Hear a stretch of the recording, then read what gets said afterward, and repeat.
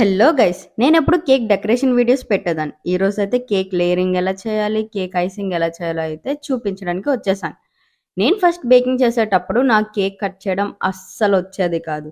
చాలా డిసప్పాయింట్ అయ్యేదాన్ని. Different shapes flat అయిపోయేవి. లేకపోతే different different variety shapes guys. Trust me నేను చాలా డిసప్పాయింట్ అయిపోయి ఇంకా నేను నా ప్యాషన్ వదిలేయాలనుకునే పాయింట్ వరకొచ్చాను. లేటర్ ఆన్ ఎలా అంటే మనకలా కేక్ చేస్తున్న కొద్దీ మనకి షేప్ అనేది బాగా రావడం స్టార్ట్ అయింది. నేనప్పుడైతే ఒక టిప్ నేర్చుకున్నాను. ఆ టిప్ మీతో షేర్ చేయడానికి వచ్చేసాను. ఏంటంటే మీకు ఒకవేళ కేక్ కట్ చేయడం రావట్లేదు ఎగ్జాక్ట్‌గా అంటే నైఫ్ ఉంటది కదండీ! నైఫ్‌తోని మీరేం చేస్తారంటే దానికి ఎడ్జెస్ ఇవ్వండి కేక్‌కి.